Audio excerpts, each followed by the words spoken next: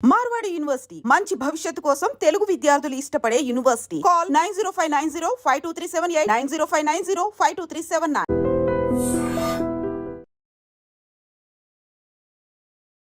నమస్కారం, welcome to I dream. ధర్మ మార్గం విత్ విజిత కార్యక్రమానికి స్వాగతం.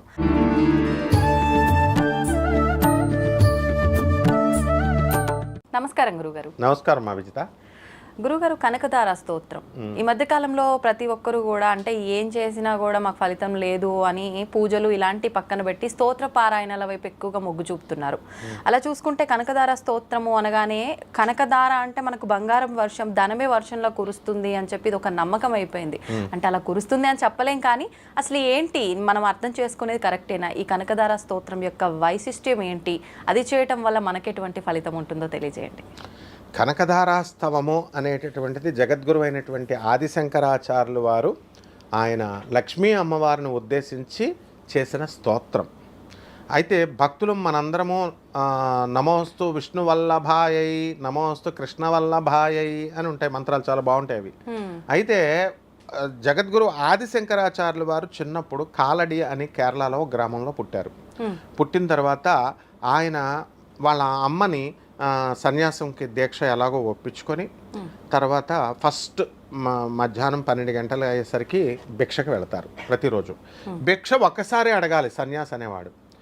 ఇవ్వకపోతే, భిక్ష వేయకపోతే ఇంకా ఆ రోజు పసుతో ఉండాలి వాళ్ళు. రోజులో ఒక్కసారి అడగాల, ఒక్కరినే అడగాల ఫస్ట్ టైం. వాళ్ళు ఇవ్వకపోతే ఇంకా భిక్ష కడుపుతో ఉండిపోవాలి. ఇది సన్యాస దీక్ష. ఆ తర్వాత ఆ రోజు సాయంత్రం మళ్ళీ ఆ ఊర్లో ఉండకూడదు, నెక్స్ట్ ఊరు వెళ్ళిపోరు. మరి ఇప్పుడున్న స్వామీజీలు అందరూ ఎలా ఉంటున్నారు? సన్యాస దీక్షలో ఉండట్లేదు. అప్పుడు ఆ గర్భదరిద్రురాలైనటువంటి ఆవిడని సెలెక్ట్ చేసుకుంటాడు ఆయన. ఆయన మామూలు సన్యాసి కదా, ఆమెను ఉద్ధరించాలి కదా. జగద్గురు ఆదిశంకరాచార్యులు వారు ఎవరు? సాక్షాత్తు శివస్వరూపం. అందువలన ఆ పరమేశ్వరుడే పుట్టాడు కాబట్టి వీళ్ళను ఉద్ధరించాలి అని చెప్పి వాళ్ళ ఇంటికి వాళ్ళకు విముక్తి పొందించడం కోసం అంతే. మరి అందువల్ల నృసింహ సరస్వతి దత్తాత్రేయ స్వాముల వారు కూడా గొప్ప వాళ్ళ ఇళ్ళకి వెళ్ళడు. అలాగే శ్రీకృష్ణ పరమాత్మ కూడా కుచేరుడి ఇంటికి వెళ్తాడు. దుర్యోధనుడు ఏమంటాడు? నేను ఇన్ని పిండి వంటలు, ఇన్ని డైమండ్స్ ఇవన్నీ తెస్తే నావి తీసుకోకుండా దరిద్రుడు మురుగుపోయిన అటుకులు ఇస్తుంటే వాడి దగ్గరికి వెళ్ళాడు అంటాడు దుర్యోధనుడు. అలాగే ఇక్కడ ఉన్న భక్తులు కూడా అలాగే అనుకుంటారు. అప్పుడు ఆ తల్లి ఏం చేస్తుందంటే ఆమెకు ఒకే ఒక ఉసిరికాయని శివుడికి నైవేద్యంగా పెట్టుకుంది. ఆ రోజు ఆమెకి తిండి లేదు. ఆ రోజు మధ్యాహ్నం ఆమె తినాలి అది. అయితే బాల సన్యాసి వచ్చాడు. మరి పాపం అతను ఉన్న పసుతో మాడిపోతాడని త్యాగం చేసి ఆ యొక్క ఉసిరికాయని ఆయన జోలులో వేస్తుంది. ఆదిశంకరులు ఒక్క క్షణం ఏమిటి పేదరికం అని ఇలా ఒక్కసారి దివ్య దృష్టితో చూస్తాడు. ఆమె కర్మలు కనబడ్డాయి ఆయనకి. అప్పుడు అంటే ఎంత దరిద్రంతో అనుభవిస్తుంది. అందువలన లక్ష్మీదేవిని ఆదేశిస్తాడు. He doesn't request. భో లక్ష్మి భో అని అంటాడు. అంటే అమ్మా లక్ష్మి రా, ఇవ్వు, కమాన్ గివ్ అంటాడు. ఎందువలన? ఐశ్వర్యం ఈశ్వరాదిత్యేత్. డబ్బులు ఎప్పుడు ఈశ్వరుడి చేతిలోనే ఉంటాయి. ఐశ్వర్యం. లక్ష్మీదేవి క్యాషియర్ మాత్రమే. శివుడు ఆదిశంకరుడు బ్యాంక్ మేనేజర్ సైన్ చేసి ఇమ్మంటేనే క్యాషియర్ ఇవ్వాల, మామూలుగా క్యాషియర్ ఇవ్వకూడదు. వీళ్ళిద్దరూ ఓకే అయినా కూడా క్యాషియర్ ఏం చేస్తాడు? అప్పుడు మేనేజర్ చెప్పినప్పటికీ ఆయన అకౌంట్స్ చూస్తాడు, బ్యాంకులో బ్యాలెన్స్ ఉందా అని. బ్యాలెన్స్ లేకపోతే మనకివ్వడు. అలాగే ఈమె బ్యాలెన్స్ని చెక్ చేసింది లక్ష్మీదేవి. ఆమెకి లేదు, పుణ్యం లేదు. పుణ్యం లేకపోతే నాయనా శంకర, ఆమెకి ఇవ్వడానికి కుదరదు నాయన, ఆమె పుణ్యం చేసుకోలేదు అని అంటుంది. అమ్మా లక్ష్మి, నువ్వెవరివి? కర్మల్ని తొలగించే తల్లివి అని చెప్పి నేను I am recommending under the special discretion power of Jagadguru Adi Shankaracharya her bad karmas are dismissed అని ఒక్క పదం అంటాడు. అనగానే అంటే విశేషమైనటువంటి అధికారాలు గురువుకు ఉంటాయి. ఆ గురువు యొక్క ఆదేశంతో మొత్తం ఆమె కర్మలన్నీ వ్యానిష్ అయిపోయినాయి, మాయమైపోగానే అప్పుడు మహాలక్ష్మి ఎస్ నాయన, నౌ షీ డిజర్వ్స్, నేను ఇస్తాను అని చెప్పేసి ఈ యొక్క బంగారు ఉసిరికాయలు కురిపించేసింది. ఇది నగ్న సత్యం అని చెప్పడానికి షిరిడి సాయినాథుడు ఏ విధంగా అయితే లక్ష్మీబాయికి 9 నాణాలు ఇచ్చాడో, రూపాయి బిళ్ళలు, నవవిధ భక్తులకి ప్రతిరూపాలుగా, అలాగే 9 బంగారపు ఉసిరికాయలు ఇప్పటికి కూడా ఉన్నాయి. ఎక్కడ? కాలడి ఆదిశంకర ఆశ్రమంలో ఉన్నాయి. కాబట్టి ఆ అమ్మ వాళ్ళ వంశీకులు ఇంకా ఉన్నారు, ఆ అమ్మాయి వంశీకులు.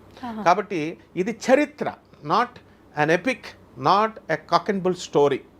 ఇది ఫస్ట్ పాయింట్. సెకండ్ పాయింట్ ఏంటంటే ఇక్కడ మనం నేర్చుకోవాల్సింది ఈ సంఘటన ద్వారా గురువు అనేటటువంటి వాడు కర్మల్ని తొలగించే శక్తి ఉంటుంది. ఇప్పుడు అందరూ పూజలు హోమాలు చేస్తున్నారు రెమెడీస్ కోసం, వాళ్ళకి దేవత వచ్చి ఇవ్వడు.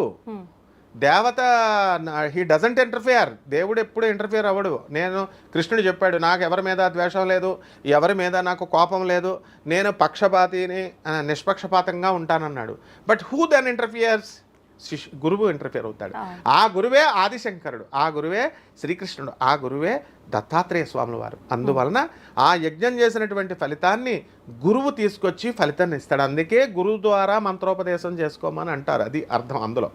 కాబట్టి ఆ అమ్మాయికి జగద్గురువు అయినటువంటి ఆదిశంకరాచార్యులు కర్మాన్ని తొలగిస్తాడు. అందువల్లనే మనందరం కూడా ఎప్పుడు శంకరా పాహిమాం శారదా రక్షమాం అని అడిగినప్పుడు, ఈ కనకదారాస్తవాన్ని చదివినప్పుడు ఉసిరికాయలు గ్యారంటీగా కురుస్తాయమ్మా. నేను ప్రాక్టికల్గా చెప్తున్నాను. నేను చాలామందిని చూశాను. ఒక ఆవిడ 3 సంవత్సరాలు, నేను మా అమ్మగారు అత్యంత పేదరికంలో ఉన్నప్పుడు మేము చదివితే మాకు ఎక్కడి నుంచి వచ్చినాయో డబ్బులు వచ్చినాయి సార్ మాయలాగా. అంటే నిజమమ్మా, అది అమ్మవారు ఇచ్చిందే అన్న. ఎవరి విషయంలో జరిగింది? ఒక ఆమె విషయంలో ఆమె వాళ్ళ అమ్మగారు నమ్మకంతో కనకదారాస్తవం 3 years కంటిన్యూస్గా చేస్తే 3 yearsలో కూడా వాళ్ళకి కావలసినంత డబ్బు వచ్చిందంట. అలా ఎన్నో ఎగ్జాంపుల్స్ ఉన్నాయి. కొబ్బరి బొండంలోకి ఎలాగైతే నీళ్లు లోపలికి వచ్చేస్తాయో ఆ విధంగా ఐశ్వర్యం వచ్చేటప్పుడు వస్తుంది. ఐశ్వర్యం పోయేటప్పుడు ఎలాగైతే ఒక వెలగ పండు ఉంటుంది, ఆ వెలగ పండుని ఏనుగు రెట్ట వేసినప్పుడు మింగుతుంది తొండంతో. రెట్ట వేసినప్పుడు వచ్చి క్రింద పడిపోయినప్పుడు రెట్టలో ఆ వెలగ పండును మనం తీసి ఇలా పగలగొడితే అందులో గుంజు మాయమవుతుంది, డిప్పలాగే ఉంటుంది. మళ్ళీ కరిమింగిన వెలగ పండు అంటాం, అందుకనే దరిద్ర దేవతను పోల్చేటప్పుడు. కాబట్టి ఈ గురువు అనేటటువంటి వాడు కర్మను తొలగిస్తాడు. కాబట్టి ఖచ్చితంగా అందరూ నమ్మకంతో ఈ కనకదారాస్తవాన్ని చేసుకోవాలి. ఇది మూఢనమ్మకం కాదు. ఎందువలనంటే రేషనలిస్టిక్గా, తర్వాత లాజికల్ కన్సిస్టెన్సీతో, సైంటిఫిక్ అవుట్లుక్తో చెప్పుతున్నటువంటిది. ఇది అమ్మవారు క్రియాశక్తి, పని చేయమంటుంది. పని చేసినప్పుడు నేను నీకు డబల్ చేస్తాను అని జగద్గురు ఆదిశంకరాచార్యులు వారు అదే చెప్తారు. పురుష ప్రయత్నము దైవానుగ్రహం 2 ఉండాలి. ఒక ఎద్దుల బండికి 2 చక్రాలు. పురుష ప్రయత్నం నువ్వు చేసినా దైవానుగ్రహం లేకపోయినా నీకు రాదు. దైవానుగ్రహం ఉండి నువ్వు పురుష ప్రయత్నం చేసుకోకుండా దుప్పటి కప్పుకొని ఇంట్లో పడుకున్నా నీకు రాదు. 2 ఉన్నప్పుడు మాత్రమే వస్తుంది. ఆ 2 ఉన్నటువంటి శక్తినిచ్చేటటువంటి ఆ క్రియాశక్తే కనకధారాస్తవం. అందువలన చాలామంది చేశామండి, మాకు రాలేదండి ఫలితాలు అంటే మనలో లోపమే తప్ప అమ్మవారిలో లోపం కాదు, ఆ స్తోత్రంలో లోపం కాదు, దాన్ని రాసినటువంటి జగద్గురువైనటువంటి ఆదిశంకరాచార్యుల లోపం కాదు. ఎలా చేయాలండి ఇంతకీ స్తోత్ర పారాయణం? శుభ్రంగా స్నానం చేయడం, శుభ్ర వస్త్రాలు ధరించుకోవడం, ప్రత్యేక నియమాలు ఏమీ లేవు. చక్కగా అమ్మవారిని, అమ్మా జగజ్జనని నేను ఒక 41 రోజు నేను చేసుకుంటున్నాను అని చెప్పుకొని ఎవరికి వాళ్ళే ఆదిశంకరులకి నమస్కారం చేసుకొని ఆ స్తోత్రాన్ని మనకు అందించిన మహానుభావుడు ఆయన చేసుకొని కుంకుమతో అమ్మవారికి చాలా బాగా చక్కగా ఉంటుందన్నమాట ఆ స్తోత్రం. అందువలన చక్కగా కుంకుమ వేసుకొని ఒక పండుని నైవేద్యంగా పెట్టచ్చు. రోజు పిండి వంటల దానం ఇచ్చేయాలని ఏం లేదు, బెల్లమో ఏదో ఒకటి. తర్వాత హారతి ఇచ్చేస్తాం మంగళం. మామూలు పూజ చేస్తున్నట్టే దీపములో ఉంటుంది లక్ష్మీదేవి. కాబట్టి దీపారాధన చేసేస్తే సరిపోతుందమ్మా. ధన్యవాదాలండి. ధన్యవాదాలమ్మా.